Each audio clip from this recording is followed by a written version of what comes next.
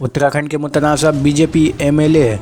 परनप Singh champion को party से बाला आखिर निकाल दिया गया है। बताया जा रहा है कि पार्टी ने उनके इस वायरल वीडियो पर कार्रवाई करी है, जिसमें वो शराब के नशे में धुत होकर हवा में कई रिवॉल्वर और बंदूक लेकर न सिर्फ हवा में लहरा रहे थे, बल्कि भद्दी भद्दी गालियाँ भी दे रहे थे। और जब इस ड्रामे का वीडियो वायरल हुआ था, तभी उन पर कार्रवाई की बात कही जा रही थी, जबकि परनप सिंह चैंपियन इससे कबल भी इस वक्त लोगों के तवज्जो का मरकज़ बन गए थे, जब उन्होंने एक सहाफ़ी को रिवॉल्वर दिखाकर धमकी दे रहे थे, जिस पर पहले भी उन्हें सस्पेंड किया गया था।